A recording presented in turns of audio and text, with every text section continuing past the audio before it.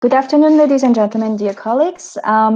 It's nice to see you again if you have already attended a webinar of the EUA Bologna series, or to see you if it's the first time. So I would like to welcome you to this third webinar of the series that the European University Association is proposing with the theme towards the Bologna Process Ministerial Meeting. So the aim of this series is in our way to the next Bologna Process Ministerial Meeting, which will take place on the 20th of November, that we explore once every week, more or less, one topic of particular relevance nowadays for universities in their daily work, but also in terms of policy agendas.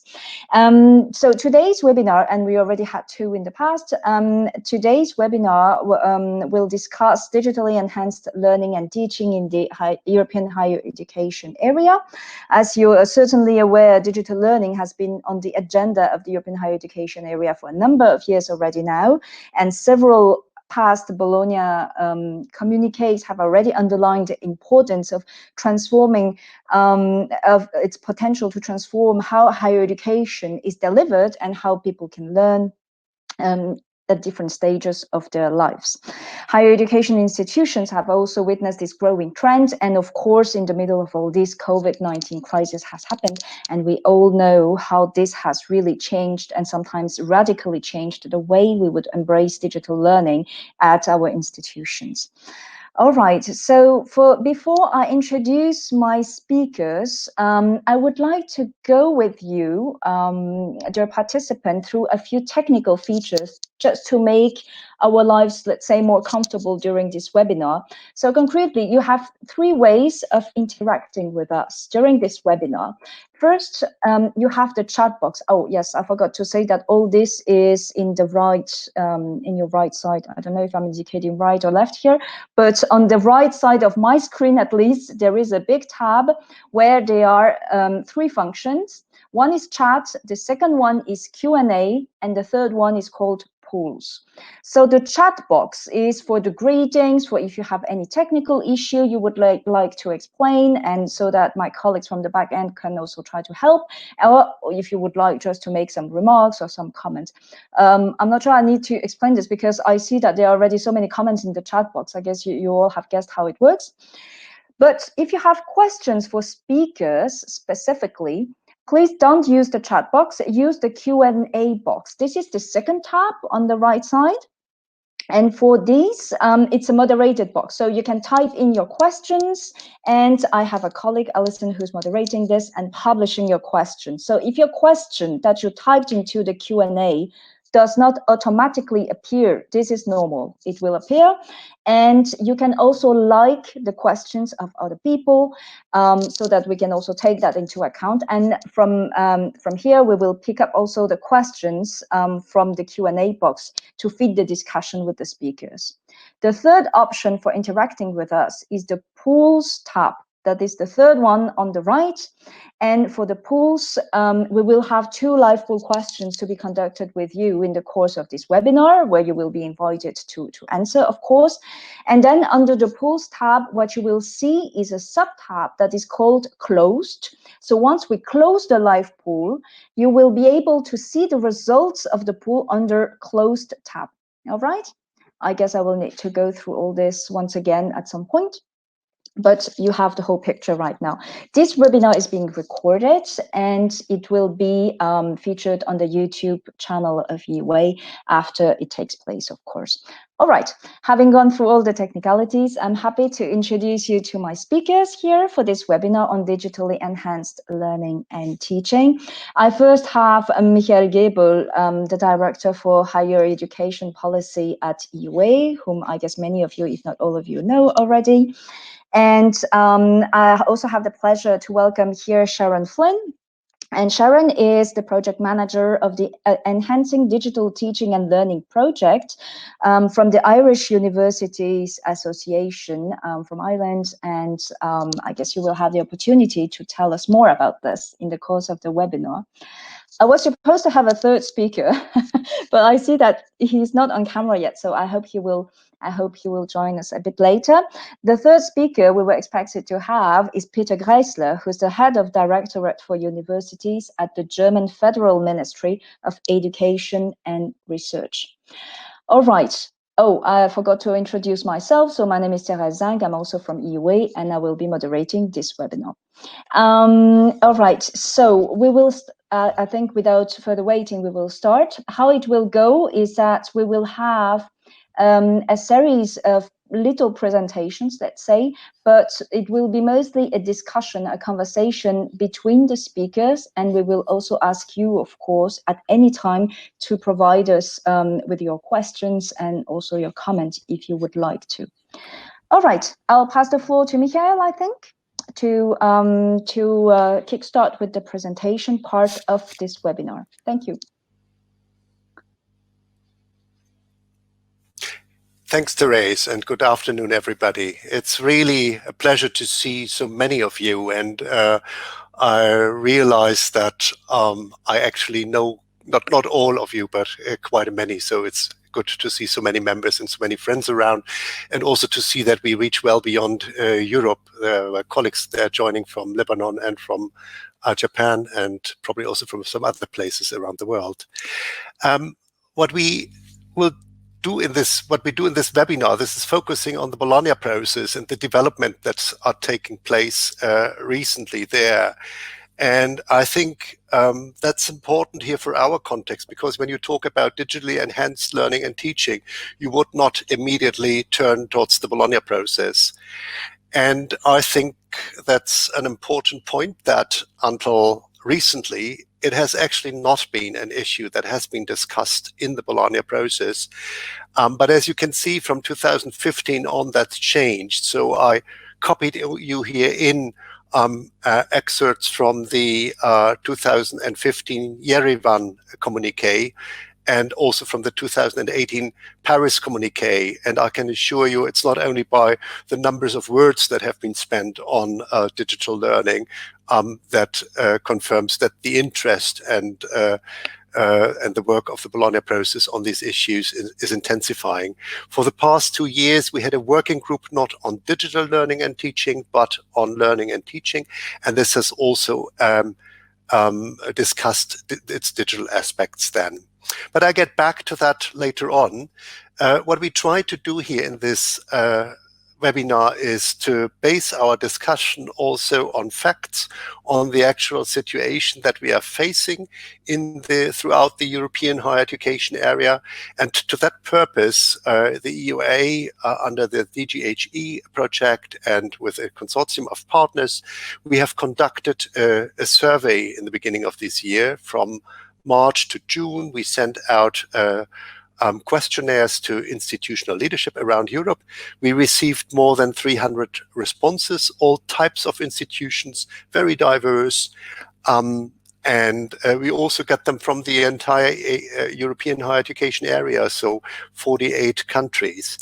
As we conducted a similar report already in 2014 and also had the trends reports with questions on digital learning and teaching, we also can have then some longitudinal data.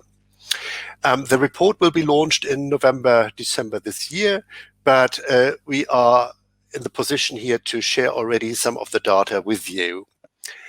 And what I should probably say is that while we launched the survey at a moment when the COVID crisis just started, so we asked the institution to answer some specific questions on the crisis, but for the rest report on what was the situation before the crisis started.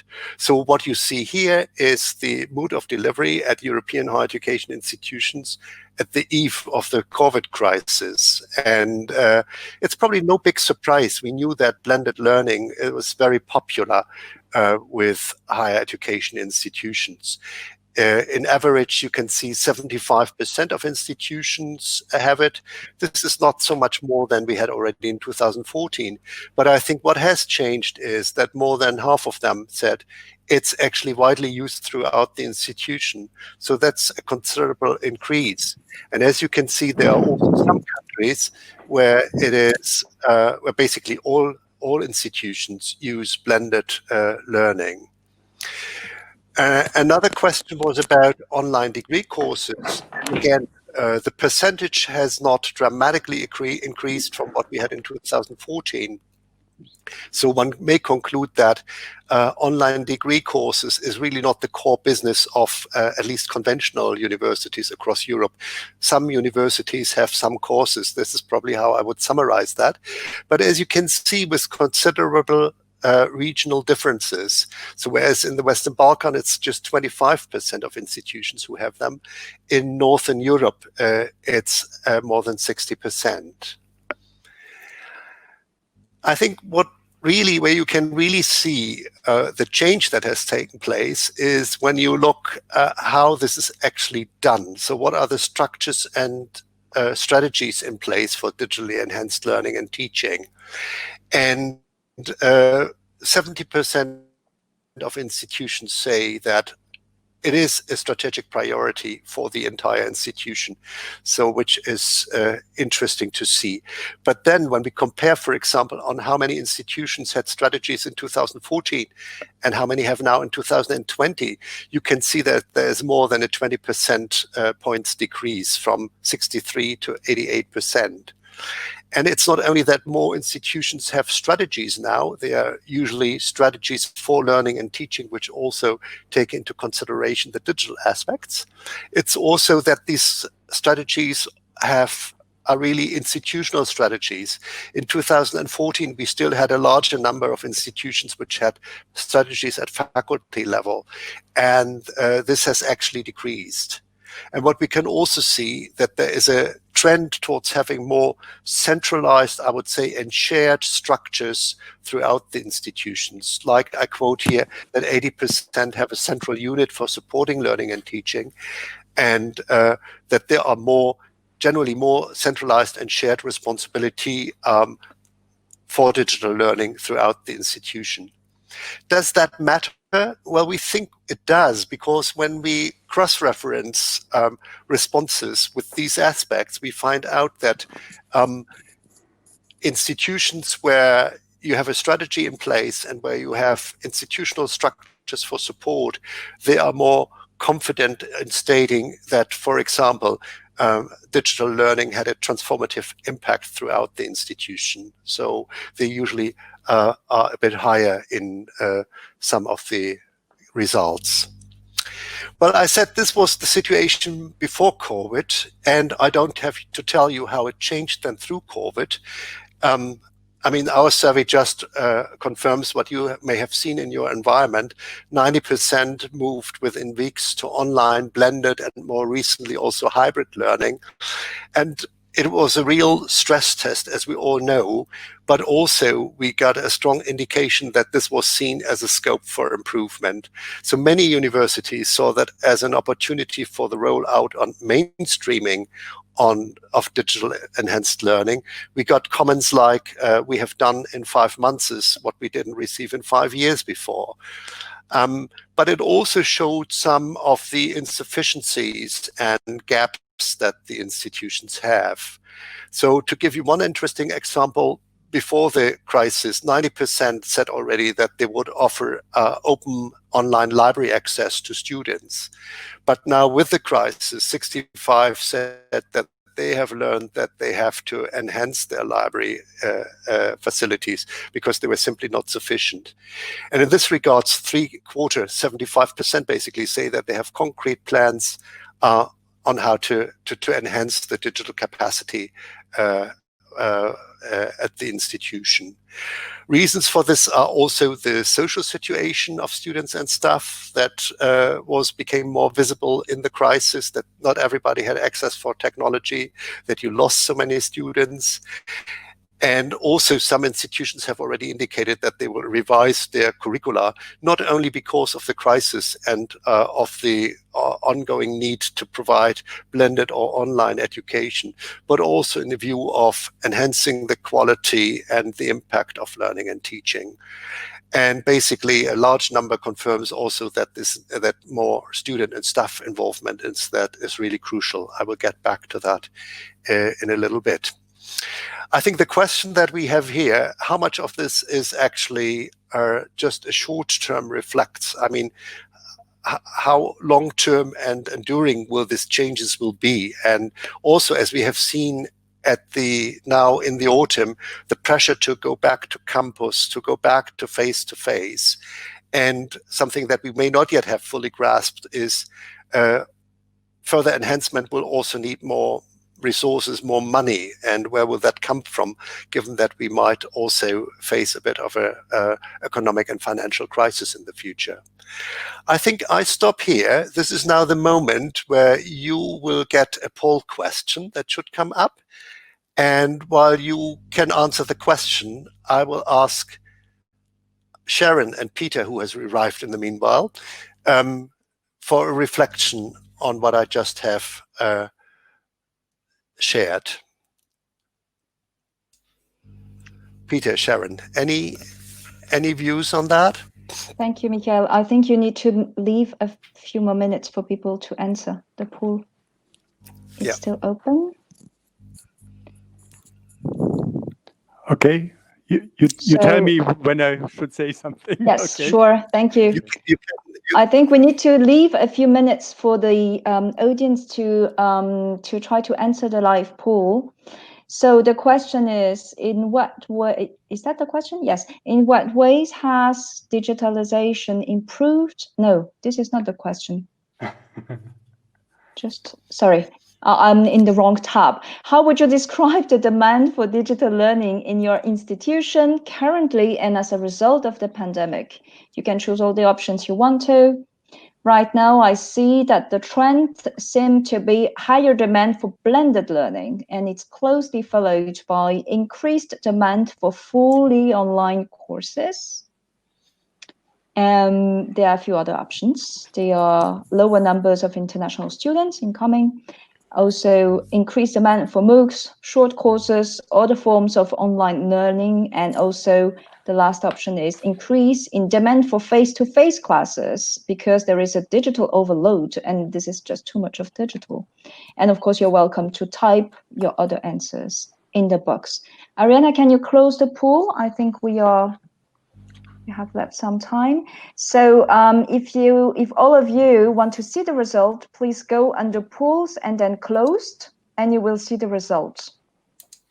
And it seems that the main trend is about higher demand for blended learning instead of, and it's closely followed by increased demand for fully online courses. All right, I'll pass the floor now to first Peter, perhaps, and then Sharon. If those of you not speaking could mute your microphones, I think that would be helpful as well. Peter, please go ahead. The floor is yours. Thank you, Therese. Well, you asked some questions, Michael. Will it stay? I'm sure everything that is good will stay. So we will see then what was good and what was just for the emergency. And money, you asked for the money as well. I think that is not the main topic. There are many other problems before. In Germany, I think it was really surprising how fast and how good also COVID gave digitalization a boost. Many things happened because of COVID that before we tried to have there, but nobody really wanted to do it, and now everybody did. So many things worked very well, but such a conference is also there to speak about the things that have not worked and that should work better in future. And I think many things are still not clear. That was the result we had. Many questions came up, like privacy, data protection. Can I use Zoom or WebEx or Big Blue Button? And what happens if I want to connect my colleagues and they use another system? We have no standards or not enough standards. We have the problem with digital tests at universities. Are they proof? Are they fair? And we realized that there's much need for cooperation and peer learning.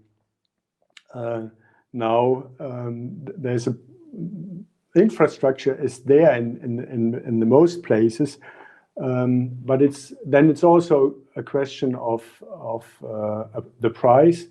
But there we have to have more cooperation and not build infrastructure at every place, but use it together and things like that. So and also we realized that most universities were not really ready for interactive learning and more sophisticated collaboration environments.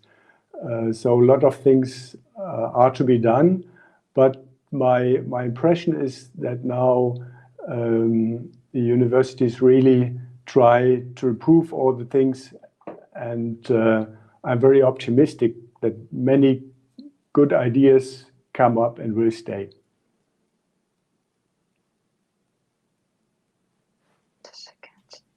Thank you, Peter. I'll pass the floor to Sharon. Thank you, Therese. Just addressing some of the points that Michael has raised in his presentation. We were quite lucky in Ireland that the National Forum had run a national survey back in November. The index survey, the Irish National Digital Experience Survey.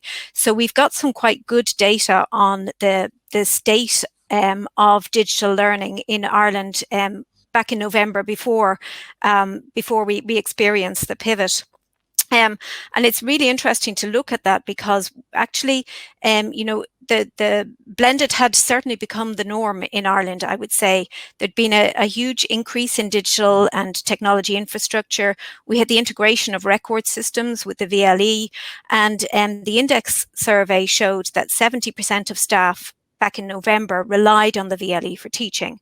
However, how innovative that was or how interactive that was is not so clear. So only 1/3 of university staff were using it for any sort of innovation at all. And we know that from the responses to the index survey in November, more than 70% of our staff had never taught in a live online environment before. So that gives us a sense of the challenge that really happened with the pivot in March. So staff really did have to pivot very, very quickly, and it's, you know, to look back at it now, it's amazing how well they coped at the time, but also how forgiving students were at the time.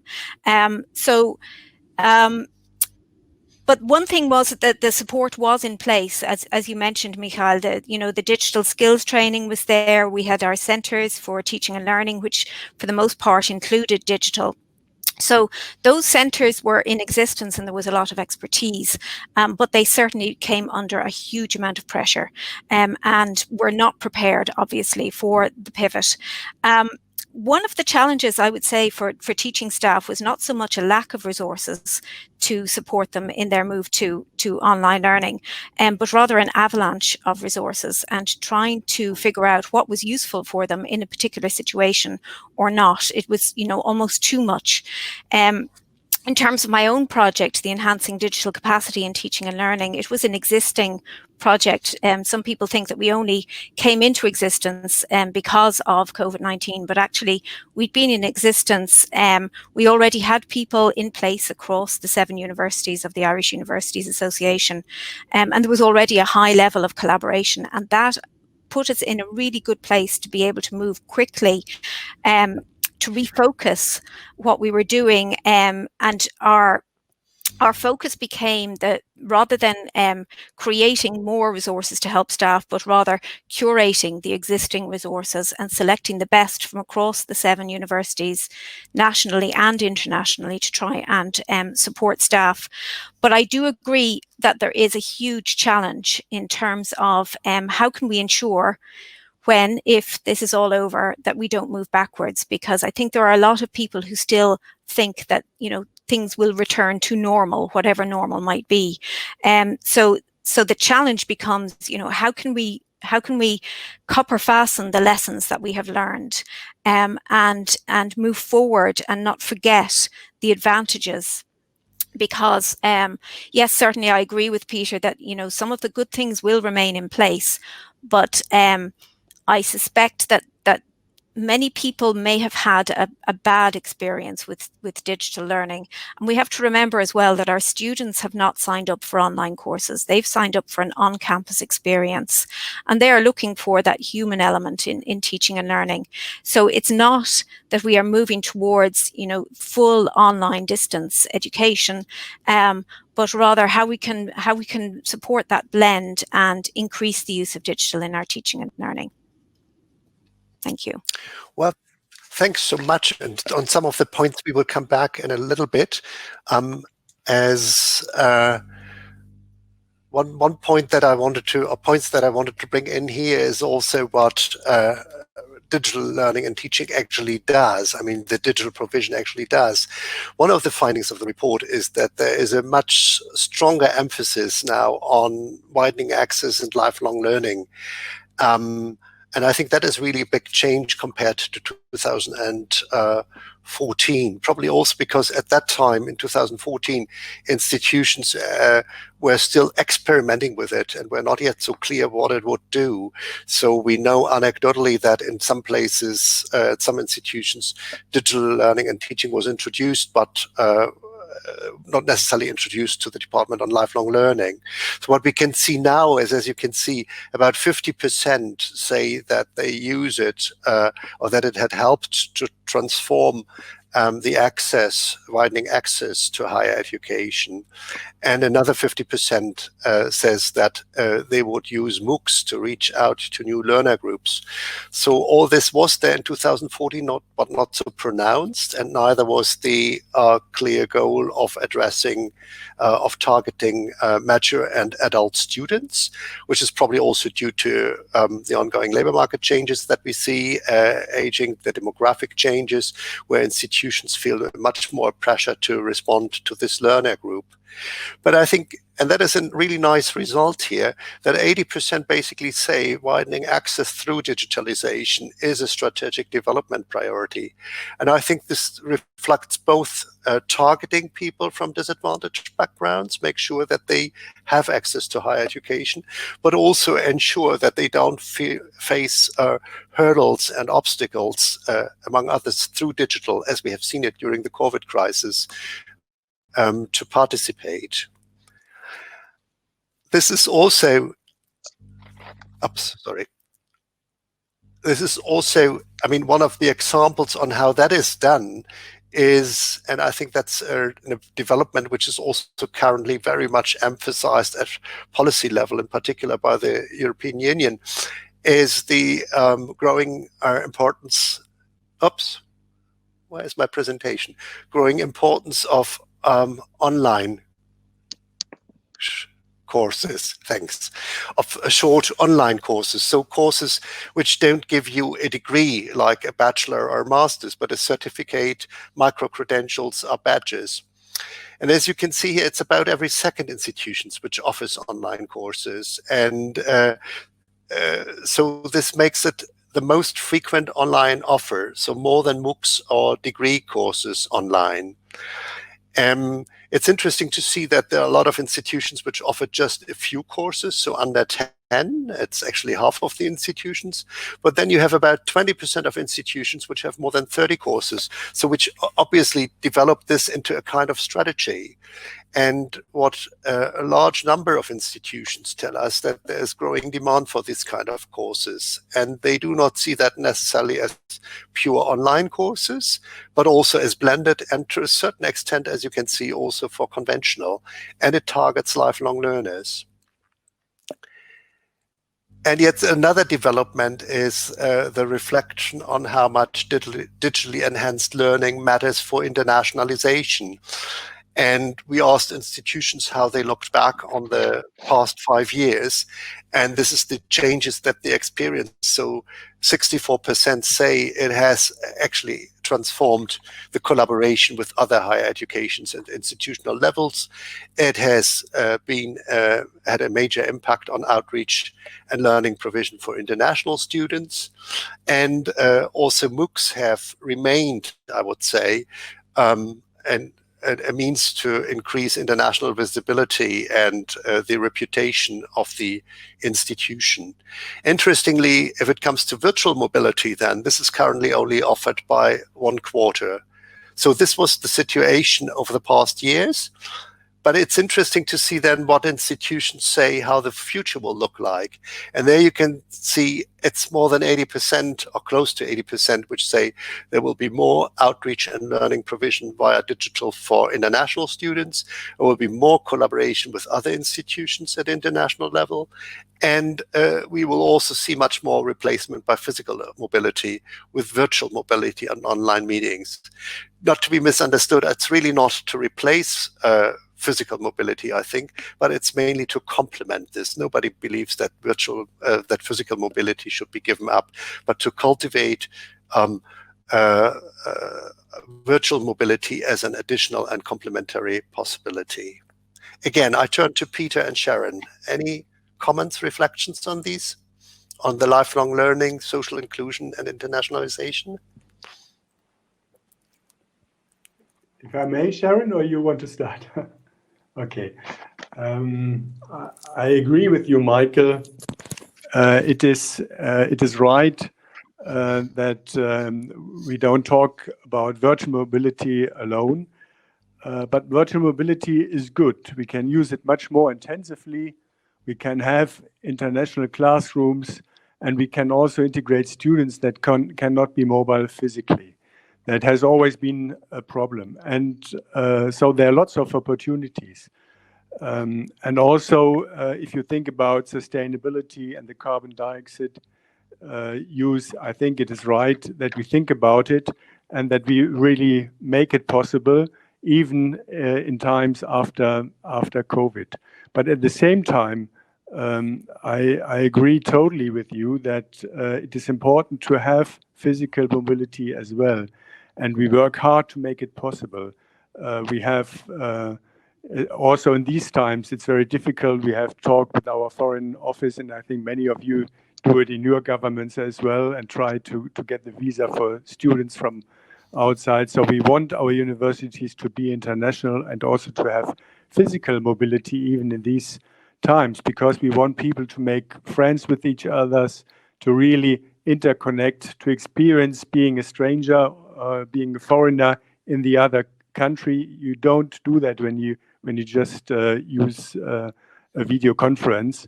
It's a different situation when you really go to the place.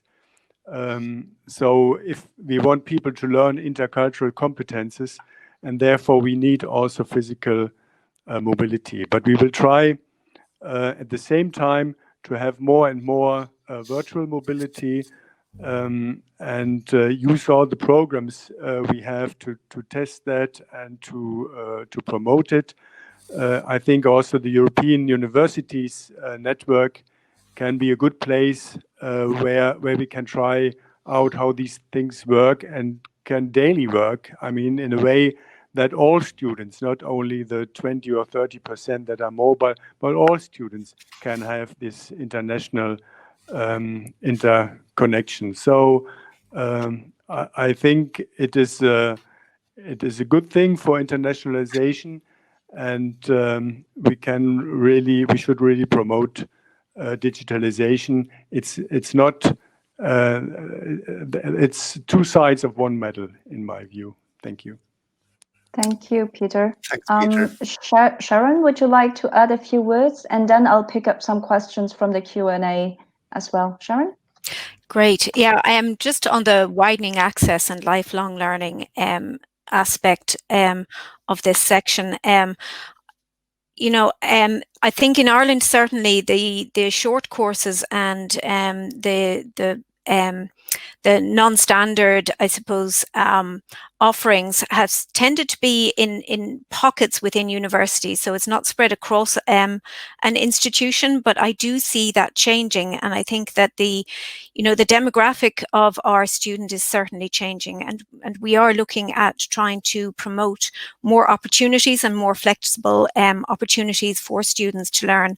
The Irish Universities Association has recently been successful in securing a large amount of funding to establish a multi-campus micro-credential system across the 7 universities, which we're really quite excited about. It will mean that the 7 universities can offer short courses delivered in flexible formats, which will be recognised and accredited across the 7 universities, which allows a much greater degree of flexibility, and it will support skills development right across the country. So I think that that's a very exciting strategic aspect to the digitalisation of higher education.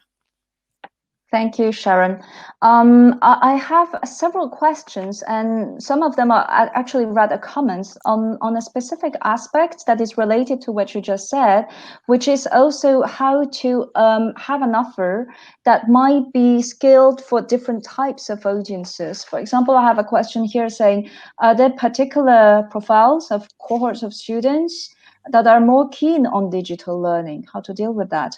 And also, the overall question of, it's not about converting the actual teaching into online teaching, but about finding really these more appropriate delivery mode or delivery system and the pedagogies that go with that.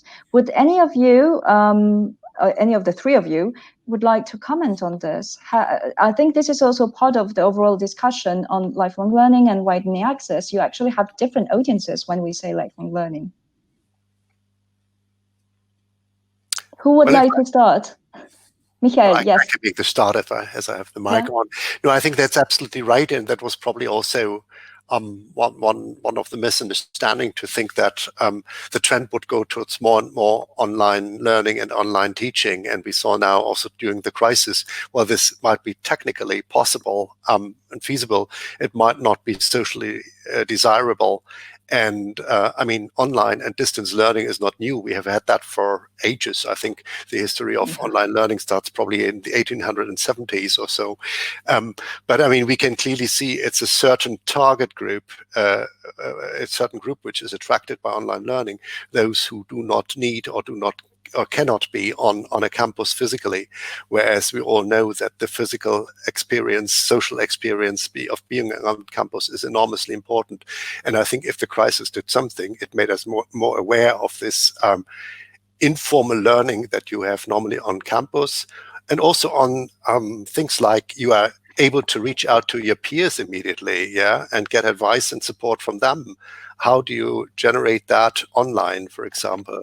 It's possible, it's doable. And I think the open universities, for example, they have been doing it for years and decades, so they can give a lesson there. But I think, and the point is absolutely right, you don't just translate what you have done physical before into online or blended.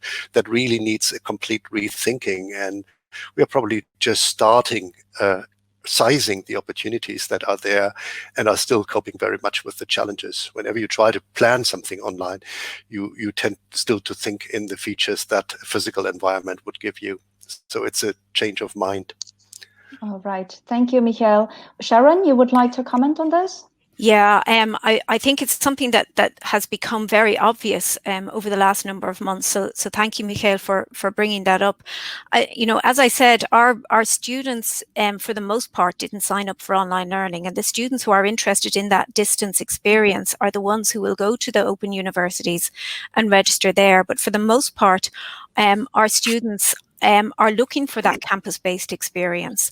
And you're right, it is incredibly difficult and impossible, in fact, to replicate what you can do on campus in the online environment. And that's why we need to find new pedagogies and new ways of doing this. I agree that the open universities have been very successful, but it's a different type of student that they are catering towards.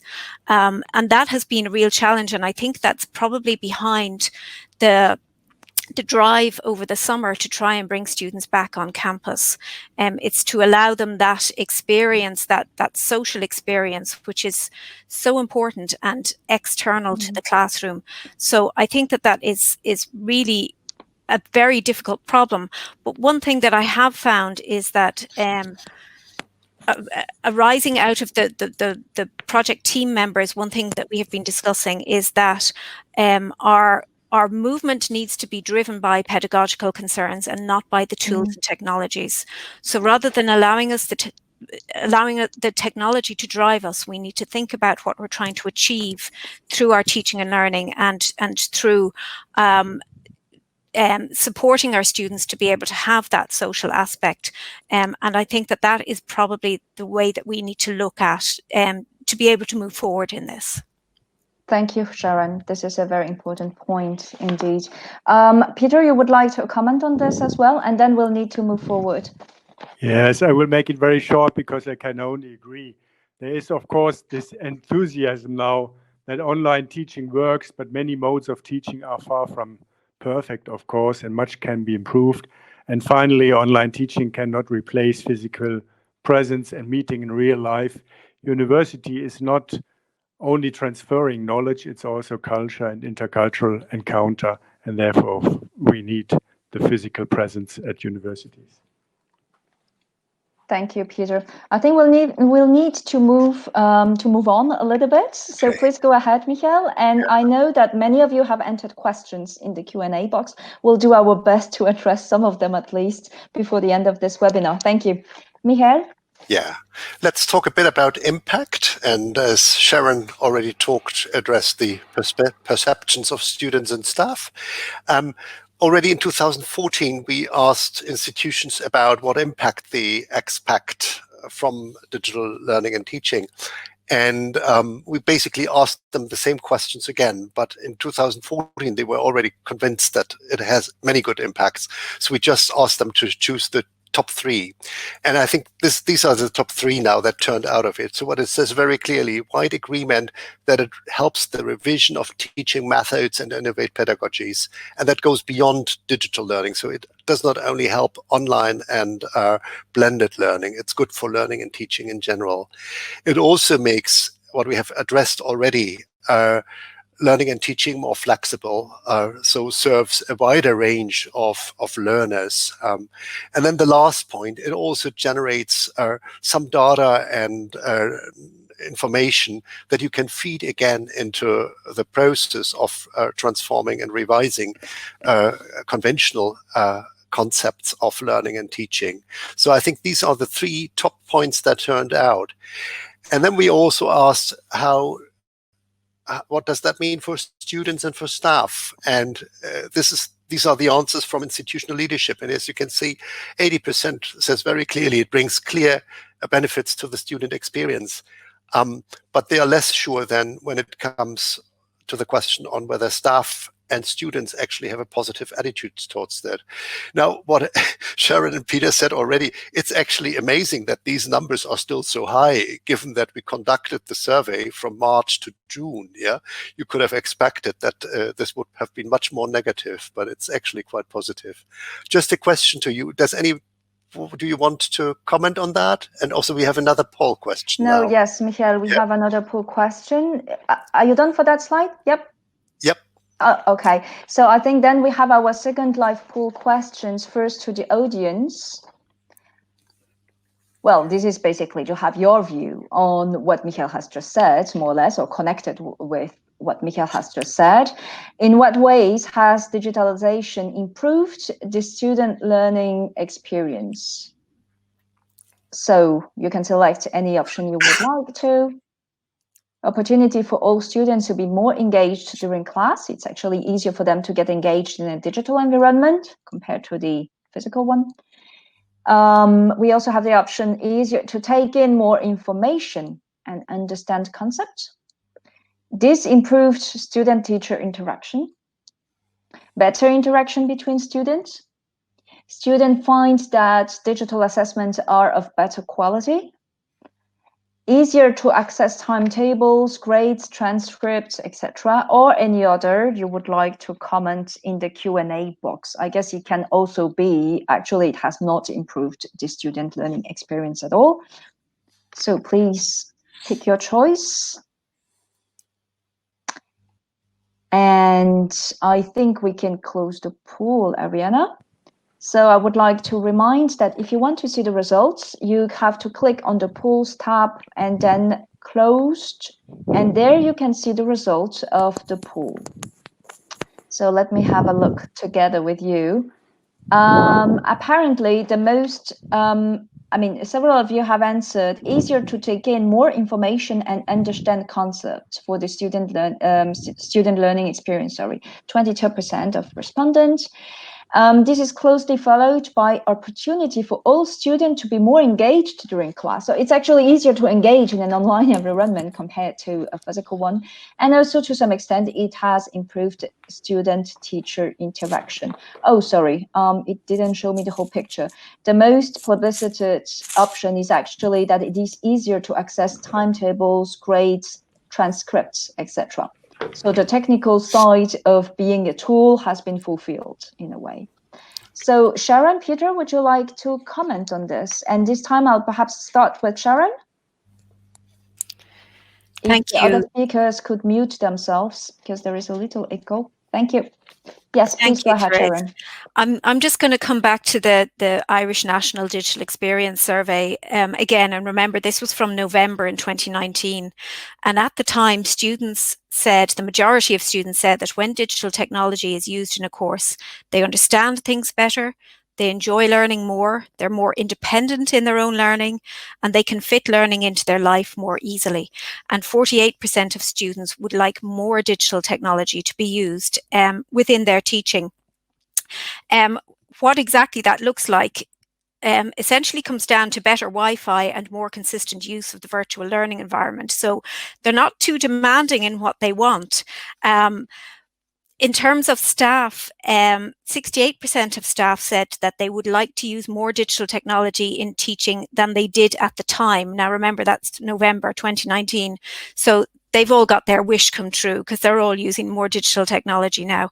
But what they needed, when asked what they needed, they said that they needed more and dedicated time to develop their digital teaching and learning skills. And I think that that's a core point. They need time, and they need that time to be recognized, and that recognition, I think, is something that is something that's missing at the moment, but is so important in allowing staff the time to develop their digital skills. That's all I need to say on that. All right, I have approximately 2,000 questions and comments around stuff as well in the Q&A box, but we'll try to take one or two of them later on. First, I would like to leave Peter comment as well, please.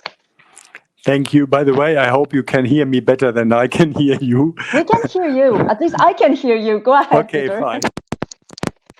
Fine. Well, I think what you found out is true. The three impacts are there, and the students see the good sides, and that's what we experience. Everyone, that's what I said in the beginning.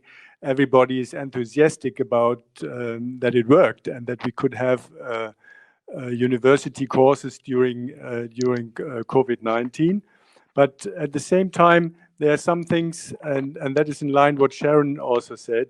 We have made some studies in Germany, and they show us students perceive an overload of work and a higher need, of course, for self-organization, which I think is perhaps not bad. But they also say worse communication with teachers and peers and the absence of social interaction. So obviously, there are things students are missing at the same time. So if you could add the two good things of a present university and a virtual university, it would be ideal. And I think that's what we will try to do after COVID-19 again. Thank you, Peter. I just would like to read out a few additional options that people have put in the Q&A box to complement that live poll question. I have a comment, sorry, because it's moving all the time, so I need to keep on page.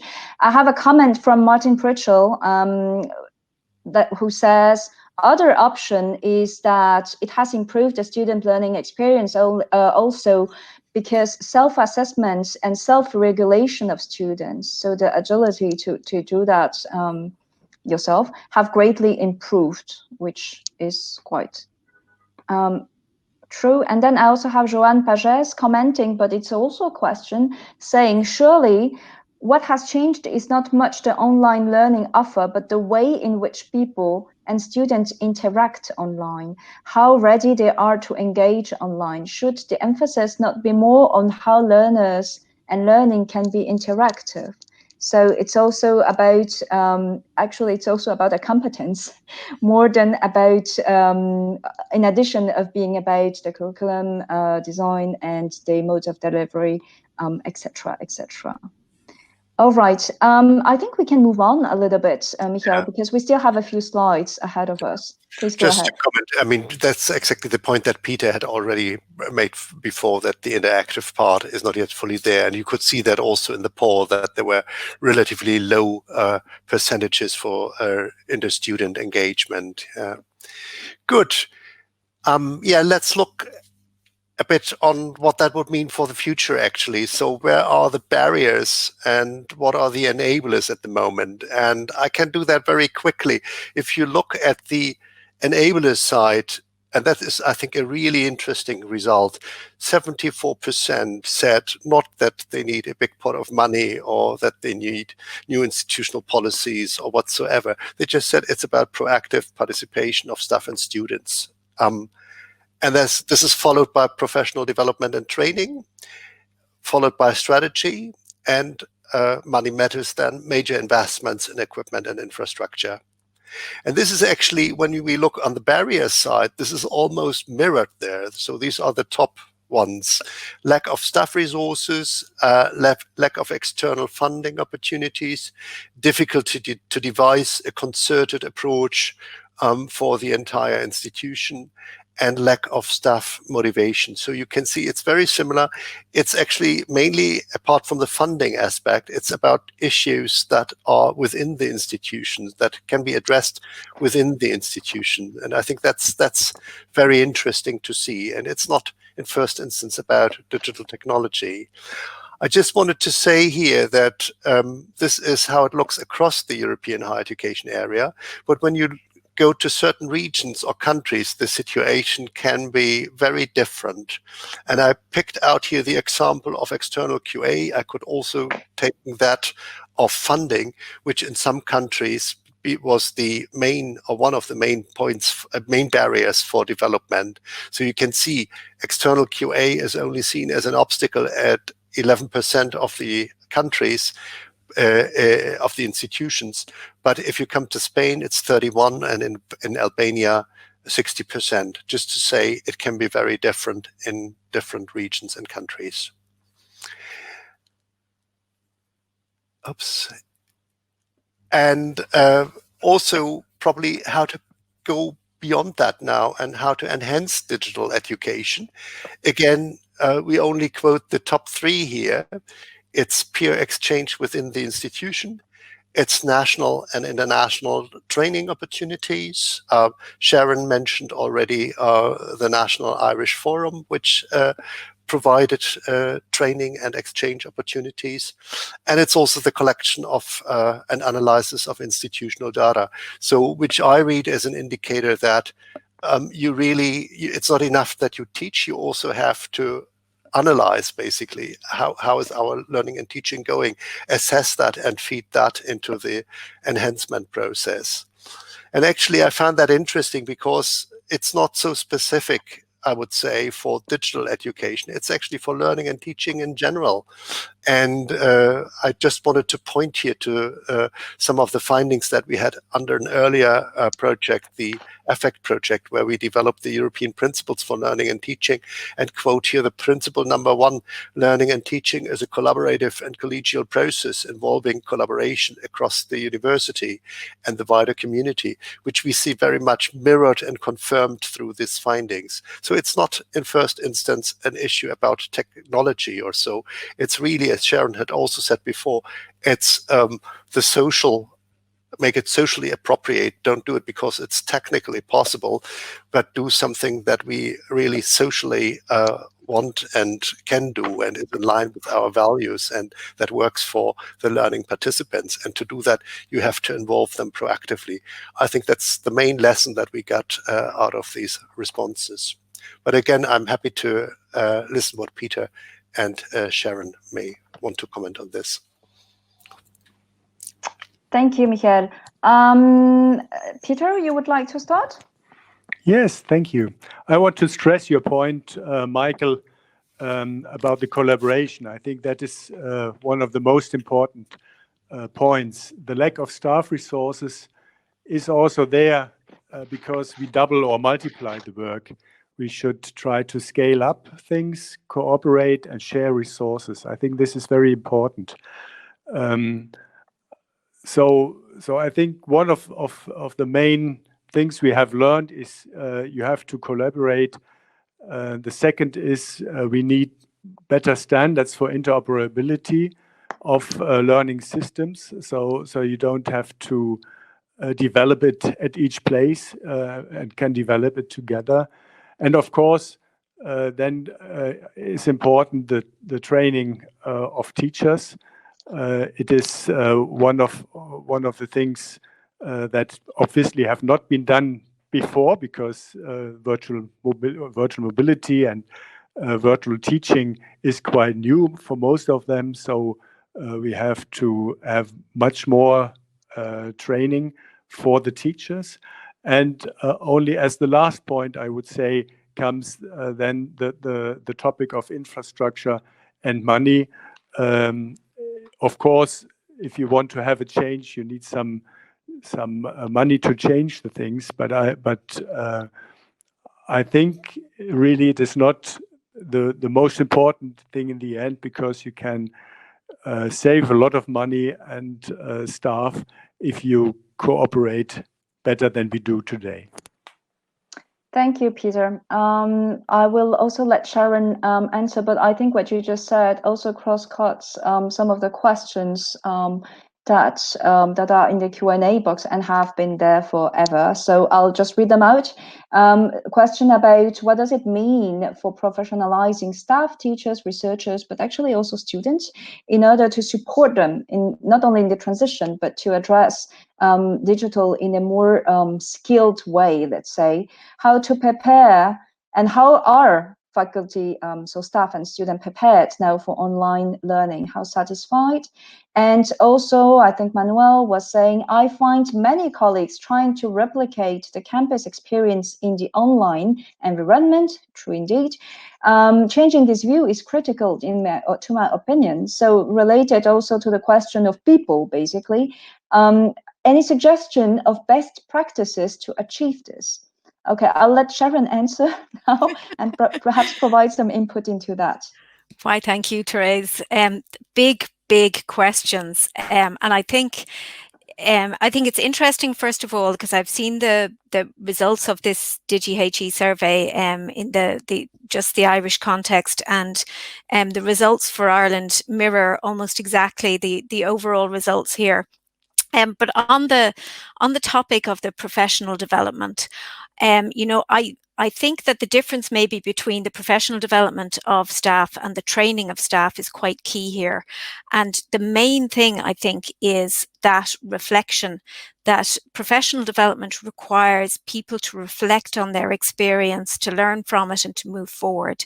And it's not something that you can do once and then you're a perfect teacher. It's something that needs to happen throughout a person's career. So that development needs to be ongoing. And I think Michael as well had a good point around, it's not just around digital teaching and learning, it's teaching and learning in general. So I think that we need to have better ways of supporting that professional development, not as a once-off, but throughout a person's career. And the other thing which I think is super important in this is the creation of a culture within each university and across higher education in general, which values and supports and allows the professional development of our teaching staff to occur, because I don't think we're there yet. I think we're still in that very competitive culture, very research focused, certainly within the Irish universities, but I think that if we can try and look at developing that culture where good teaching is valued, and just to say something about the students as well, and this whole sort of move to online learning and trying to replicate what we do in the classroom online, of course that's not going to work, and we need to look at how we can learn from our mistakes but learn from our successes as well.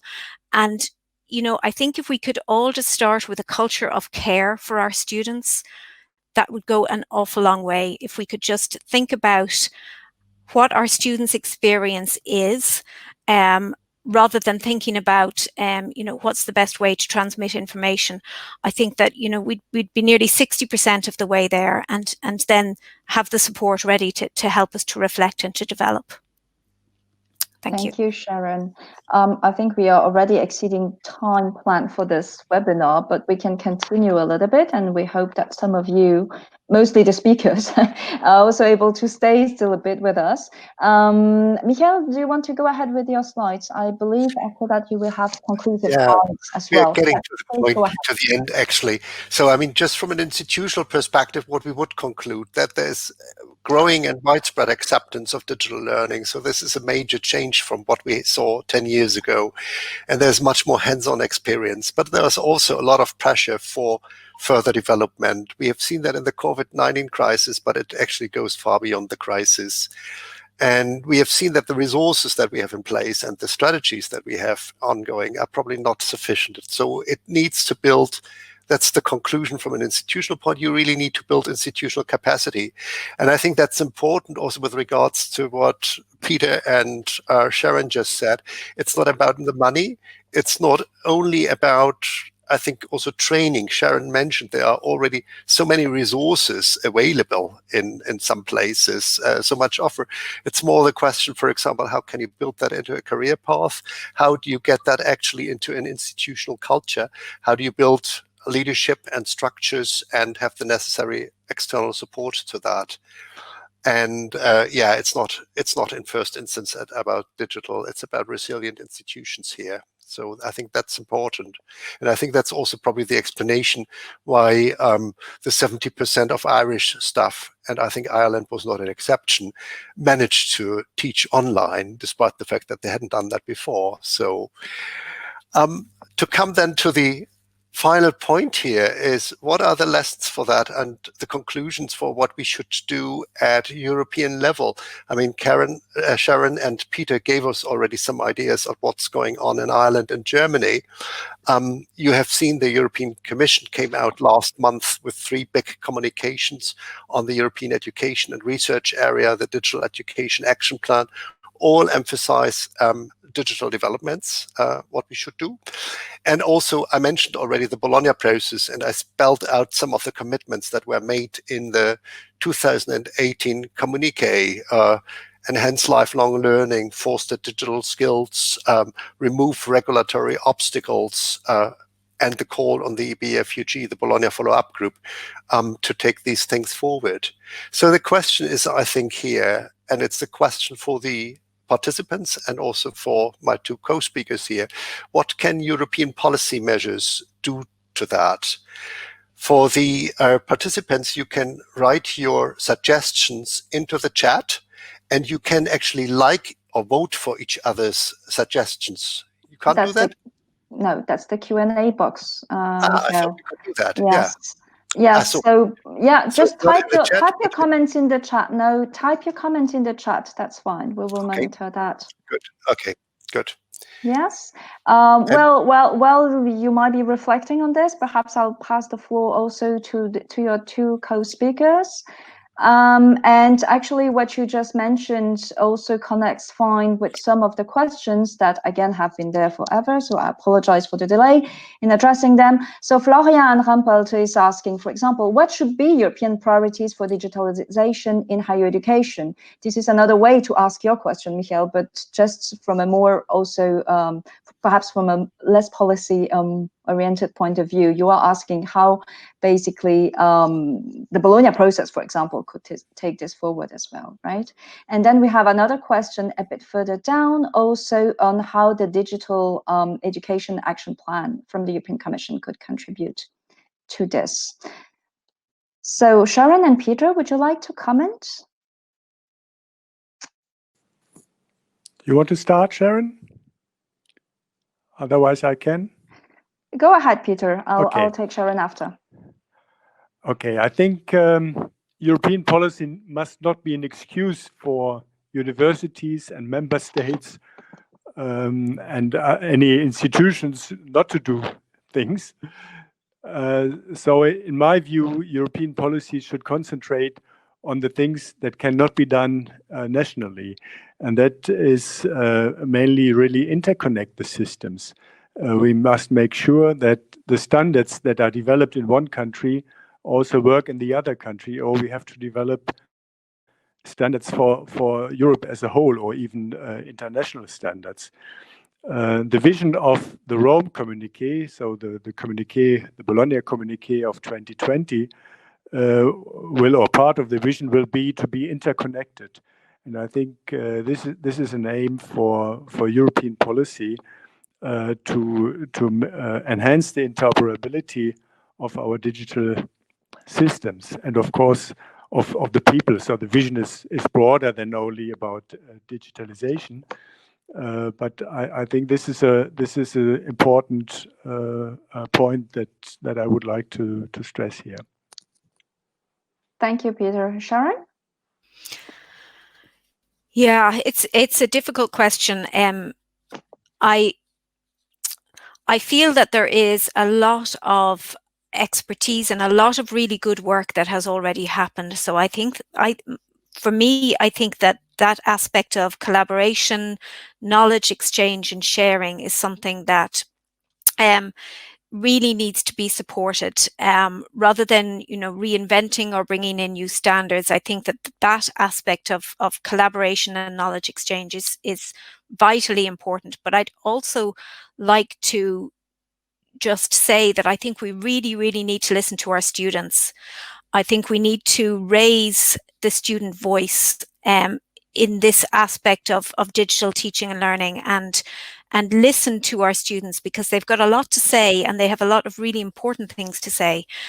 So I would like to see that happening, as well as somehow trying to tap into that culture of teaching and learning across Europe. I think if we could try and crack that, what a difference it would make. Thank you very much, Sharon. I'm reading out loud some comments we received also through the chat box. The first is from Irina. Hi, Irina. Who says, supporting, answer to your question, I guess, about the European priorities, supporting virtual mobility is already a great effort, moving many processes further immediately. I have a second comment from Barbara Buski, who's saying it is important to facilitate a process of recognition of micro-credentials at European level and of virtual mobility pathways in general. Indeed, there is a working group, at least, triggered by the European Commission on a European approach for micro-credentials, and the work is still ongoing, but we had some questions about micro-credentials as well and how important this would become in the upcoming years. We also have a comment from Mark Brown. Firstly, we need to understand that policy is a process as much as an outcome. It's not just an end document, of course, hence the process we go about in developing policy is just as important and typically is not given enough consideration. Secondly, policy is about helping us to understand that we have choices. It's not clear we fully understand the choices we now face. This is a bit pessimistic, isn't it? All right, would somebody like to comment first? Yeah, probably. I mean, it's probably if you take all that together. I mean, I agree with the comment on that policy is not just an end. I mean, it's a process, and I think that's an important point here. As Peter said, there is an opportunity to share more resources and Sharon said it as well, to share experience first, but also in the future resources. But I guess you first have to share the experiences and then build the foundations to share resources. And I think that would be my comment also when you look at building kind of digital platforms now to whatever you want to do. I mean, Sharon mentioned the Irish platform, but I guess this doesn't work because you have the money.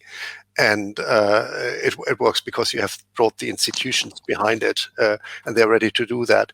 So that would be also to have to do with some of the things that come up, for example, through the Digital Action Plan, and also some of the things that we could do under Bologna, what Peter called standards development.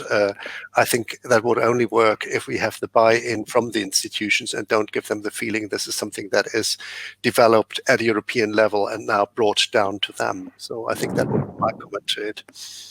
All right. Thank you, Michael. Okay, it's already 3:11, so I guess I will take just another set of questions, and then we might need to conclude. I'll go for a concluding round with the speakers to ask for your last comments. The last round of questions or comments I would like to take is about quality. I have here Lewis Purser from Sharon's place saying European QA standards and guidelines should be more explicit about digitally enhanced learning also. This needs to be integrated into mainstream policies, not be parallel ones. And this echoes actually a question that we have here about how can universities actually show their online teaching of high quality and graduate outcomes being achieved.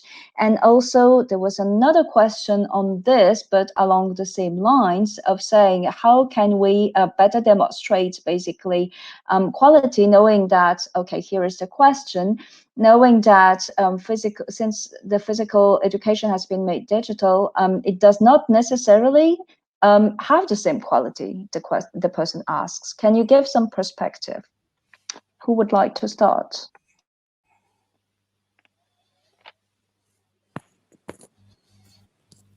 Okay, no one wants to start. So. I can, if you yes, like. I Peter, mean, thank you. The topic is very important, and it is discussed in many fora now. Of course, we discuss the micro-credentials, and we discuss quality assurance of digital contents. It's a very important topic, and it's also a European topic. It's part of the interconnecting countries, because of course, if you want to have quality assurance, we need to do that all together and have the same view on it. And recognize things. So this is very important, and much is done about that. And perhaps I would like to add about quality. More important than quality assurance is, of course, having quality first and building it up. And there we can only build on the people. So it is very important that we try to have more innovation in teaching and also more peer learning. That's what we try to promote by a new agency that we have just founded. We want to give money for projects where people develop innovative teaching, and we want that they change best practice or exchange good practice, and that we have much peer learning on the topic. The new organization is about teaching in general, not only about digital teaching, but obviously in these times, the first projects will probably be about digital teaching, I'm quite sure. Thank you, Peter. Sharon, would you like to comment on this? And then I'll go to Michael. I don't think I have too much to add, Therese. I do think that we do need to look at developing policies and quality standards for digital teaching and learning, but I think that needs to be driven by the teaching and learning rather than by the technologies and by the digital aspect of it. I think it's I think we need to focus on that, the pedagogies and how we can support those rather than focusing on the digital and technology. Thank you, Sharon. I think Irina also commented along your lines by saying student learning satisfaction directly depends upon learning design solutions chosen. So really this emphasis on pedagogy above all. Michael, would you like to comment on this, please? You can say no, that's fine too. No, I don't think that I have much to add. I mean, I read these exchanges here about quality assurance, and I just added a recent commentary that the E4, the EUA, ENQA, EURASHE, and the European Student Association has provided, where they try to make clear that these standards and guidelines also apply to digital learning and teaching. And if you read them through, I can't really see what would not be applicable for digital learning and teaching. That's actually a long-standing debate that we had with our colleagues from the EDTU and other colleagues who were in the front line of promoting digital learning and teaching. The question on whether you need a special QA regime for digital learning. And I think 3-4 years ago, we came to the agreement that it really doesn't. It's learning and teaching. You might do it by different ways. Something that you already have in conventional learning. It's different when you have medical education, or whether you teach law. You have to look at other things, labs, and I think that also comes in for digital learning and teaching. That it is not yet fully used, I think that is an issue. As I showed, in some countries there's a real obstacle. We know that there are also, in particular in Eastern European countries, that there are regulations that limit, if not forbid, the use of digitally enhanced learning at higher education institutions. So I think that might be something to address. And then I agree with what I think Peter has said. We should not try to stifle it and create kinds of standards that would prevent us from trying things out and trying to enhance the quality. First, we need to have the quality, and then we can think of how we prevent and how we retain and further enhance it. So I think that would be my comment on that. But it's an interesting discussion, and certainly stuff for another webinar here. I will promote. Yes, I think it's also good material for another series, perhaps. Yeah. Perhaps I just would like to comment also myself on one point, but more from a QA perspective as well. I think it's important to also make the distinction between two interconnected yet distinct issues, which are quality and quality assurance processes that relate, and the recognition of, let's say, non-curricular modules or things like that. Because here we also what we also have in questions are, for example, questions about recognition for certificates and things like that, that to me relates to the overall question of recognition more than the question of quality or quality assurance, even for digital learning as such. As said, I think the European Commission is working on a framework, for example, for micro-credentials at European higher education institutions right now. So those things are also moving ahead and moving fast. But this should not, I mean, this is interacting with the old discussion on quality, but it does not substitute to it. I mean, it's a good yes, question, as I read it, as Florian brings it up, the recognition issue. And I mean, yeah, one can discuss this, of course. As I showed, every second institution offers already short courses, micro-credentials, and we don't have a standard, but we don't have a standard for micro-credentials. The question is, do we need one? Yeah, I assume that the courses that they offer are somehow recognized. Otherwise, they wouldn't offer them, and people wouldn't take them. I mean, it's really an open question. Of course, you could argue that having a standard defined could help them to promote the same model across Europe. The question is if you would be able to use the standards for all the flexible learning purpose for which they have been designed. So, yeah, it's probably stuff for another webinar, which we are not going to start now.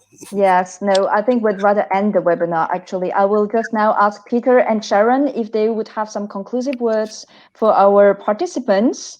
and then we will come to an end for this webinar. Sharon first. Thank you, Therese. It's been really interesting, and I've been trying to look at the comments and the questions coming up in the Q&A.